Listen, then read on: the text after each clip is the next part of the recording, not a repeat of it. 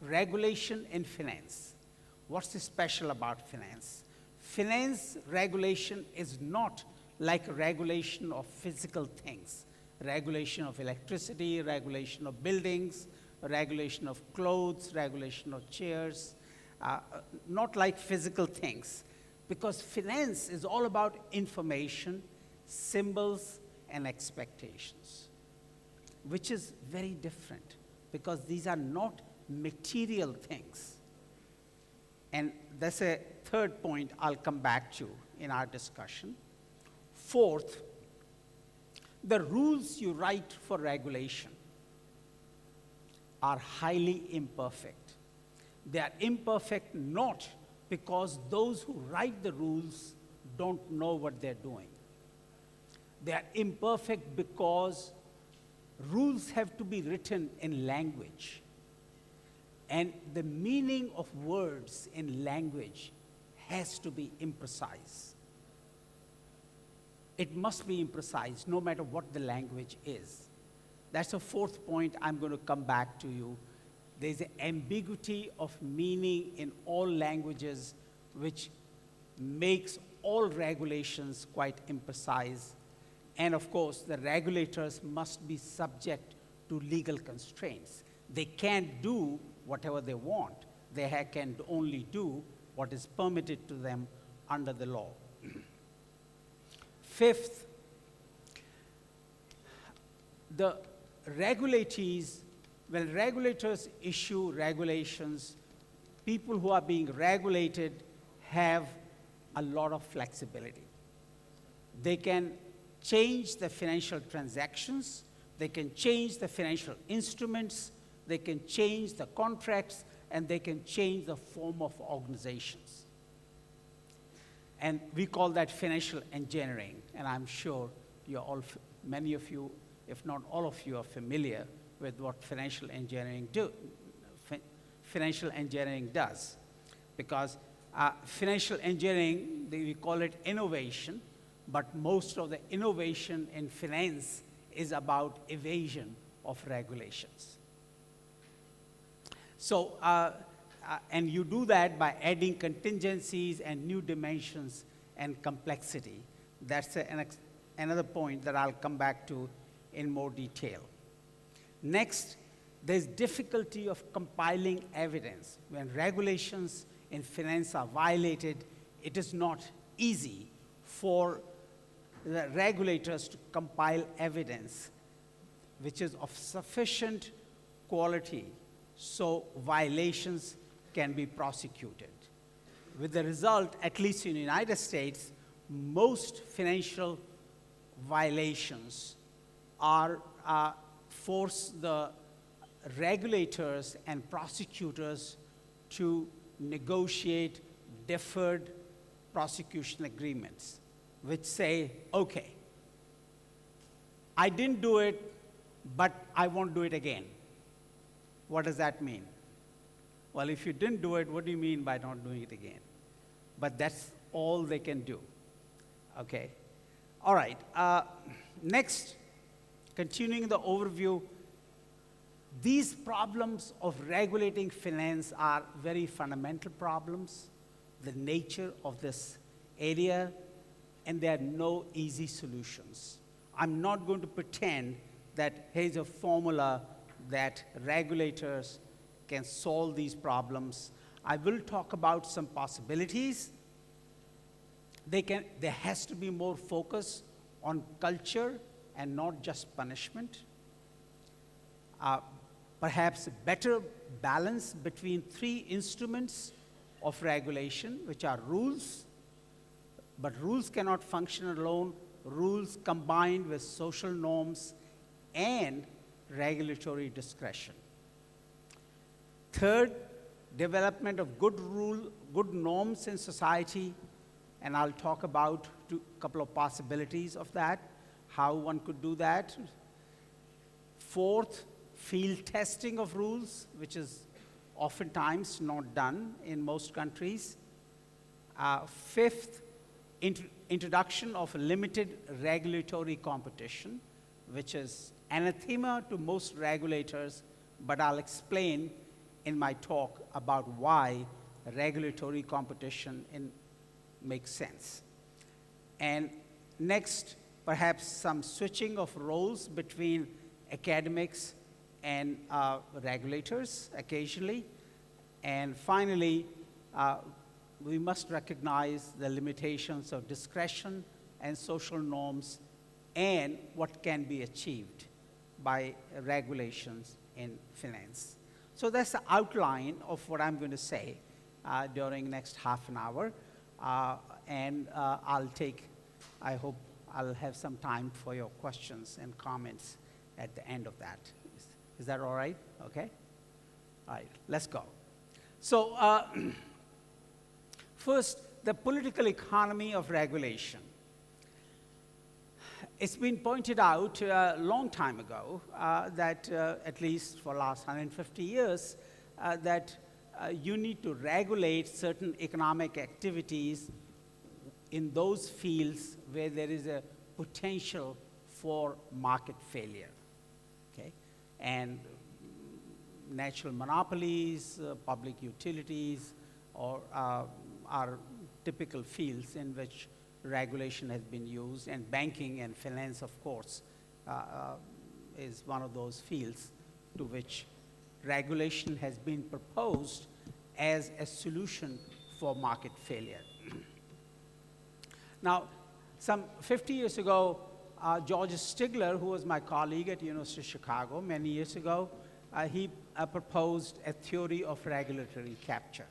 And he said that, you can put a government department in charge of regulation, but very soon those people who are put in charge of regulation are going to be captured by those they are trying to regulate. And they will do what the regulators want them to do. And there are various forms of regulation in our field, in finance, banking, regulation of reserves, for example, monetary policy, regulation of insurance industry to make sure the money is kept by the insurance company to meet the claims of the policyholders, regulation of disclosure in financial reporting, and there are other kinds of regulations necessary in various fields of finance.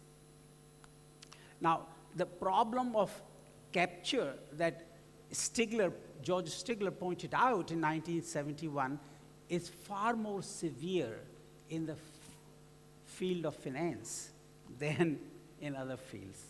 Why? Because finance industry has so much money.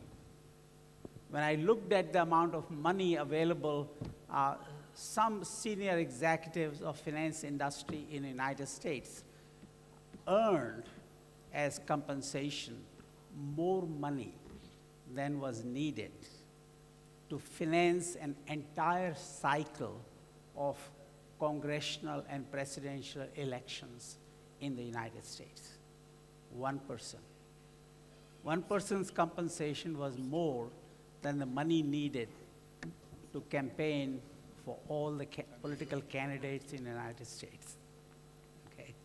That's the amount of money in finance. So you can see on the right-hand side, the mice are the regulators, and the left side is the cat, who they're supposed to regulate. And somebody coined that phrase, too big to jail, who's going to bail the cat? And as you know, Dodd-Frank regulations in the United States are already being whittled down, diluted. Volcker rule, which was supposed to keep banks from out of the trading business, that has also been diluted very significantly to reduce its effectiveness. And that problem of the political economy of regulation is such that in finance, it's very difficult to obtain effective regulation. And then the challenge of regulation from the nature of finance. What do I mean by that? You see, most finance has become virtual. There's no real substance, physical substance to almost any aspects of finance. I don't see my money. Where is my money? How much of your money do you see? How much of your salary do you see? How much of your wealth do you see? It's there in some computer's memory, that's all, right? It's completely virtual. You never see your salary. It goes directly from some computer to another computer. You spend it on the computer, and then you get a statement on the computer screen that you have so much balance, okay? There's no physical representation. And there are innovations in finance. We'll talk about them. Financial engineering, arms race is continuing faster and faster. You can see example of the arms race. You come up with this, you come up with a bigger gun, you come up with another rule, then you come up with a counter to that, you come up with a counter, and that goes on and on. Who wins the arms race in finance? Regulator or regulatee? Regulatee, right? You guys win the finance race. Regulator doesn't have any chance, okay? All right. So what are you going to do in this? And I'm going to suggest at the end, culture, balance of rules, norms, and discretion are probably the only hope we have of regulating finance in any meaningful way, okay? Now compare finance with regulation in physical domains, regulating cars, regulating clothing, regulating medicine, regulating engineering, bridges, elevators, electric power, pavements, and so on. These are all physical things. If somebody violates the rules, you can go check the Volkswagen car and say your car gives so much pollution, you know, and you said, you fooled the regulators by saying it's giving so much pollution.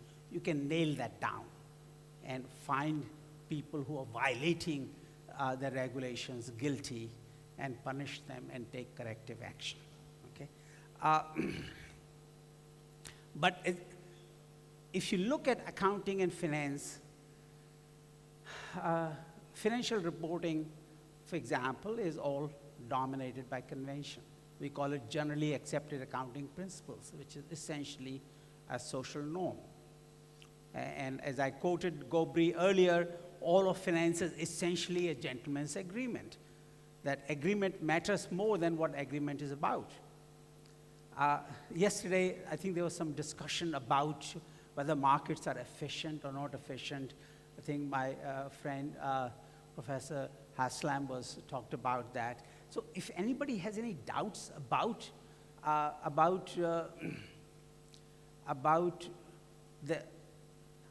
that prices in the marketplace are not always equal to fundamental value. How many of you have paper money in your purse or in your wallet? Anybody has paper money on you with you? Why do you have paper money? It's easier that way, right? Does it have any value? What's the fundamental value of paper money? What's the fundamental value of paper money? Zero, right? Why do you accept it? Because everybody else does. Why do you think a stock market is any different? Right? If the value of paper money, fundamental value is zero, and you do your month's hard work and you accept your employer to give you some piece of paper in exchange, you are engaging in a very inefficient transaction.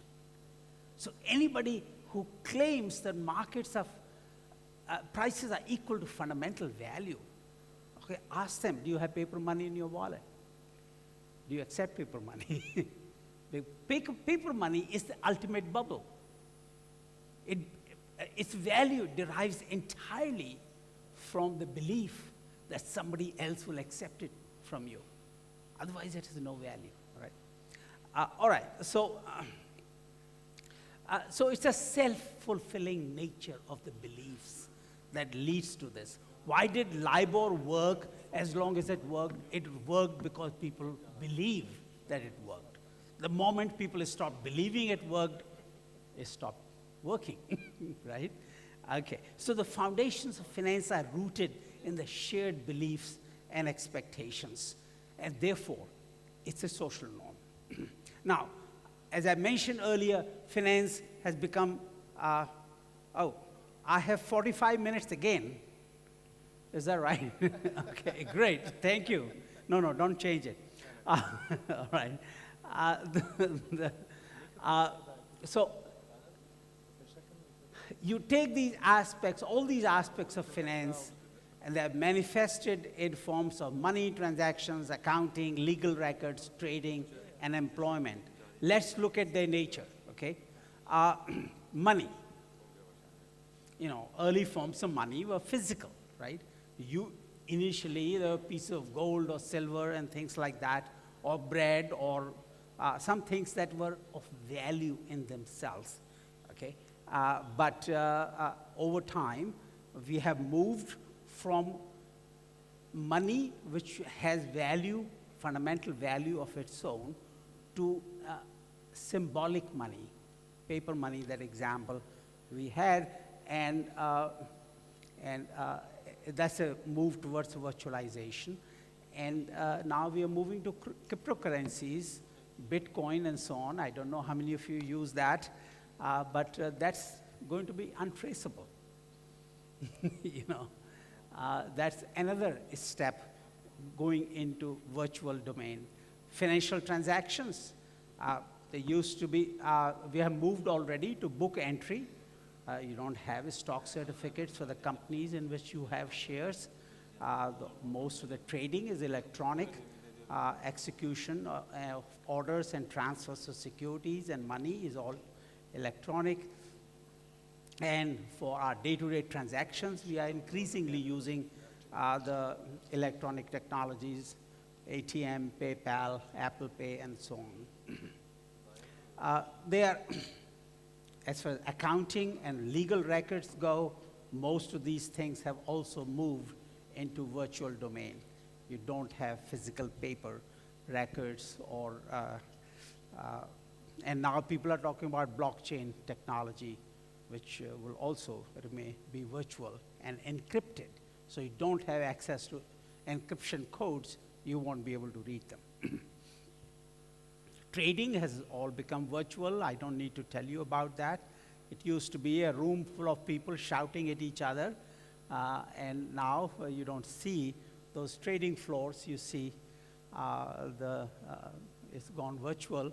We were at Borsa Istanbul yesterday, as is the case with just about every other stock exchange. The stock exchange people don't know what to show a visitor. You know, it used to be that when you go into a stock exchange to New York or any place else, or Chicago, you could go and see through a window hundreds or thousands of people screaming at each other and trading. Okay? Now you go there are no people there. Okay? What do you show? Because people are in their offices on the keyboards. And Shanghai Stock Exchange, when they built a huge trading room, expecting that all these brokers will come and sit on the exchange floor to trade with each other, they said, no, thank you. We'll sit in our offices and do the trading. So you go to Shanghai Stock Exchange and you see a massive room with 1,000 trading desks. It was completely empty, and because it's all gone virtual. Okay, I don't need to convince you of that. The regulation of trading and execution and access to the markets, the tracking information flows has become very difficult as a result. Geographic diffusion of the workforce and finance has made the regulation that much more difficult, because as in New York, people recently found out that some people were being given preferential access to market information, trading information over other people. Okay? And that was not transparent. And if you have if you get information about bids and offers in the marketplace a few milliseconds or microseconds before other people do, you can become very rich, of course. Okay. So and these are the various domains of finance in which regulation applies. Various kinds of regulation applies to these dimensions. But regulation has become extremely difficult. As I'll just give you one example. You may have heard of this Canadian pharmaceutical company called Valiant. And they acquired a prescription pharmacy firm. I think its name was Philidor. And and somebody asked them, do you own Philidor or not? What was the answer? The answer was no and yes. Why is it no? It's no because we don't own it. Why is it yes? Because we paid $100 million to buy an option to own Philidor for zero price. What do you think of that? If I pay you money to say, I can have your house at zero price anytime I want, is your house yours or mine? Okay. That's financial engineering for you. You can't, they use the existing regulation to make sure that they could turn it either way. Okay. But that's what financial engineering is, okay? All right. So there's an arms race between regulators and financial engineers. Regulators write the rules. Financial engineers say, here's the way around it. Regulators write another rule, they say. Except there's one difference. Regulators take 5 years to write a new rule, and financial engineers take 5 minutes to find a way around it, correct? Who wins? Financial engineers win. All right. Here's my favorite cartoon on that. I don't know if you can read it. There are these two guys, and the caption says, these new regulations will fundamentally change the way we get around them. Okay. All right.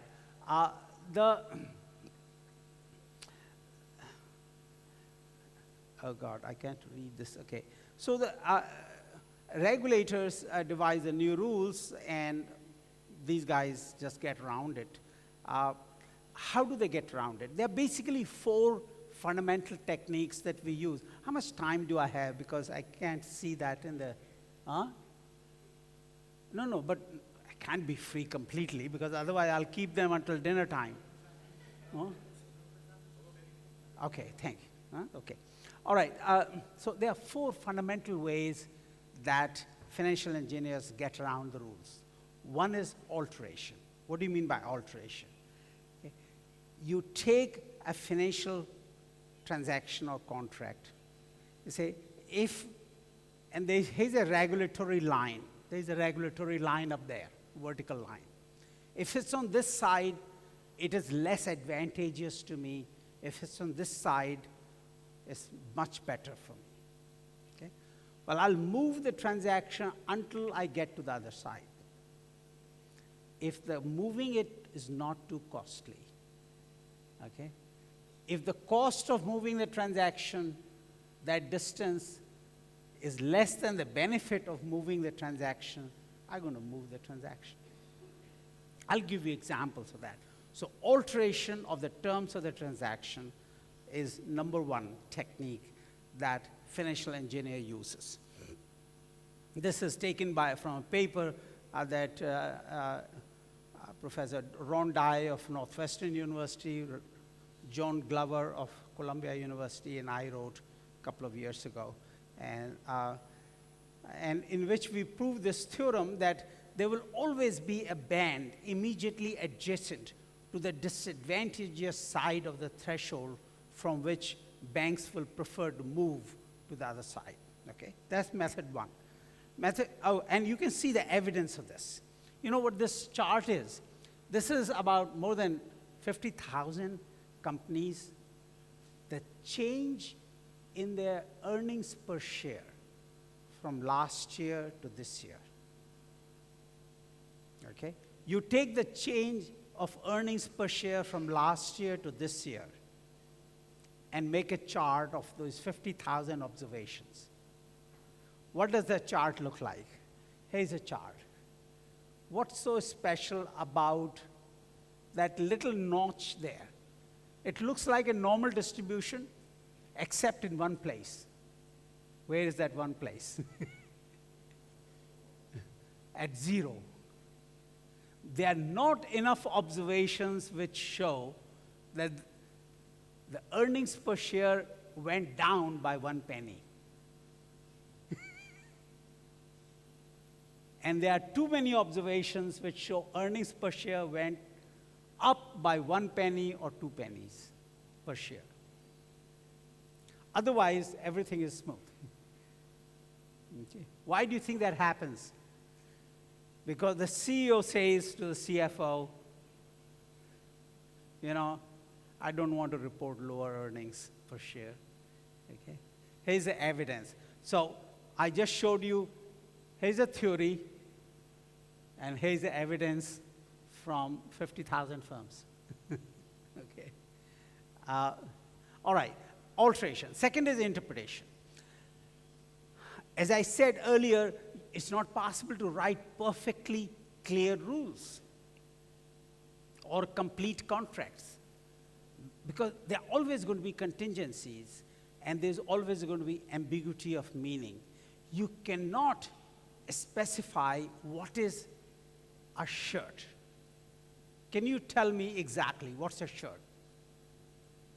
If you specify a shirt exactly as this thing I'm wearing here, then nobody else in the room is wearing a shirt, correct?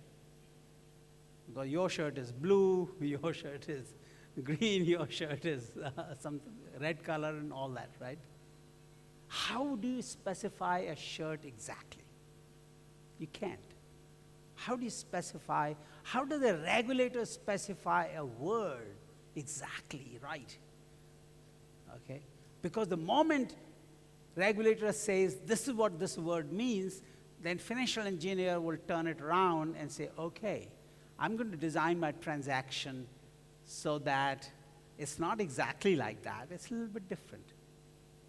Then your rule doesn't apply to it, right? Okay, that's number 2. Number 3 is adding a new dimension. Because the rule maker, regulator can only write rules which cover, let's say, 10 dimensions of a transaction. Okay, if this, then you will do this. The rule is based on 10 dimensions, let's suppose. What does a financial engineer do? He adds an 11th dimension. Now, the rule is inapplicable. Okay? And if the regulator changes the rule to add the 11th dimension, what does the financial engineer do? Add a 12th dimension, or 13th, or 14th, or 15th. It's trivial. Okay? I'll give you an example. What has happened for lease accounting in last 65 years? Financial accounting standards boards and accounting rule makers, regulators have made 55 attempts to write rules to get long-term leases capitalized. Long-term equipment leases capitalized because corporations who lease long-term equipment don't want the debt to show up on balance sheet, so they don't look highly indebted. I don't know what the Turkish practice is, but that's what happens in US and other parts of the world. About $1 trillion worth of debt does not appear on the balance sheet because they change. And every time they write a new rule about which leases must be capitalized on the balance sheet and shown as debt, what do? They change the terms of the lease. They add another contingency, you know.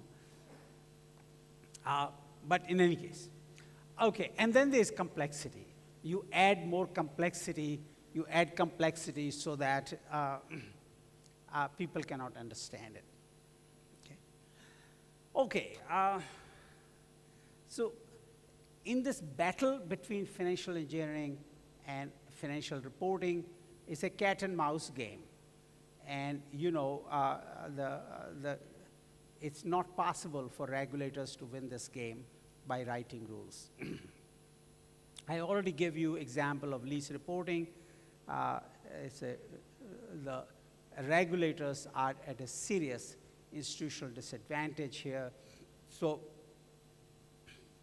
and there are other examples of financial reporting like lease accounting. I won't go over them to save some time. Okay. We already talked about cryptocurrencies, which is going to make a regulation even more difficult.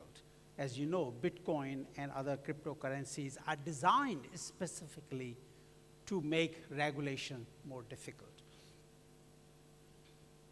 And so I'm going to argue for discretion, regulatory discretion, and norms. That regulators have to be able to exercise their judgment. What's the problem with letting regulators exercise their judgment? Well, will they be fair? Will they be partial? Will they be arbitrary? Will this create a transparent? Will it satisfy the transparency condition? Will that cause corruption?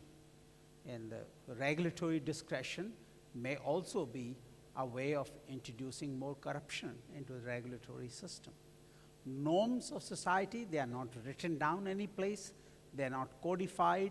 They need long time to understand what the norms are, a long period of acculturation to internalize, and they are very slow to respond to new developments, and we might need new kind of dependence on courts to resolve disputes about what the norms are. But you know, we do live by norms in all kinds of our lives. You know, I'm speaking here, standing here, and I'm behaving in a certain way. I hope it is conforms to what you expected me to do, and I'm behaving according to the norms, as you are behaving according to norms that I expected, that you are at least quietly sitting there and pretending to listen to me. So there are norms of society without which our life will be quite impossible. Okay? Let me just conclude by saying what might be done: balancing rules and discretion and social norms, developing good social norms in the society, in the financial industry, team incentives, introducing field testing of rules where regulators send their rules out and see how people will actually implement them. Maybe assign rewards to students. If you find a way of getting around this rule, we'll give you a reward. I know it can work quite efficiently. Just like software companies will give you beta testing. We should, you know, rule makers should have beta testing of their rules in the open domain. Supervise regulatory competition. By that I mean that instead of having a single set of rules and regulatory body to have jurisdiction over the whole country or the whole society, have 2 or 3 regulatory bodies and let them compete against each other. For example, corporate charters in the United States are a matter of states. Every one of the 50 provinces in the United States have their own laws about corporate charter, and they compete against each other. And that makes it possible for them to compare and revise which rules work better, which rules don't work well, okay? And I already mentioned the changing places between the regulators and academics. Okay, I won't repeat the field testing of regulations and regulatory competition. We discussed that. So let me conclude with this final slide. Regulation should be thought of as a combination of rules, discretion, norms. We should resist pressures towards excessive dependence on clear written rules, especially in financial regulation, because clear written rules become a roadmap for evasion. Dear sir, we are so sorry, last 2 minutes. Yes. Okay, sir, thank you. Thank you. What is a good rule maker? You know, sometimes rule makers may think that a bias towards action is a good practice. I don't think so. Sometimes it's better to stand back and let the practice develop in the field. What people want and know is not easy to know for the regulator, because a regulator cannot easily find out what people's preferences are. And as I said, engineers and people can adjust very rapidly to the new rules, and our ability to identify better social solutions is limited and is highly imperfect. Therefore, the refusal or delay in new rules is not necessarily a weakness. So we should take time, conduct field tests, and compare across domains. And aggressive rulemaking beyond codifying existing practices can be quite costly. Okay? Thank you for your patience and appreciation.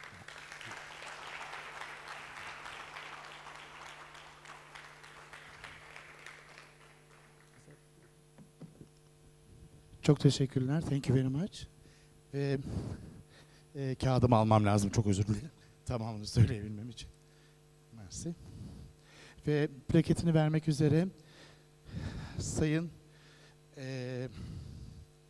bulacağım buradan hemen. Güler Aras hanımefendiyi sahneye davet ediyorum. Çok özür dilerim, kusura bakmayın.